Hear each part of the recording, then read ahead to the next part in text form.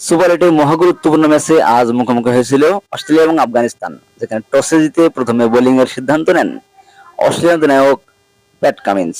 এরপর ব্যাটিং এ নেমে আফগানিস্তানের দুই ওপেনার রহমানুল্লাহ গুরবাজ এবং ইব্রাহিম জাদরান মিলে গড়ে তোলেন ১১৮ রানের অসাধারণ এক জুটি।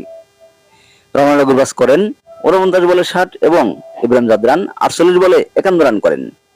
তবে এই দুই ওপেনারের বিদায়ের পর আফগানিস্তানের আর কোনো ব্যাটসম্যান তেমন উল্লেখযোগ্য কোনো রান করতে পারেননি। ফলে একসময় বড় স্কোরের সম্ভাবনা জাগলেও শেষ পর্যন্ত ১৪৮ রানের বেশি করতে পারেনি আফগানিস্তান।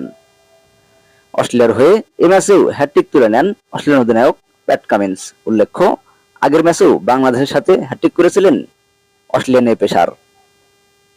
১৪৯ রান টার্গেটে ব্যাট করতে নেমে শুরুতেই চরম ব্যাটিং বিপর্যয়ে পড়ে অস্ট্রেলিয়া।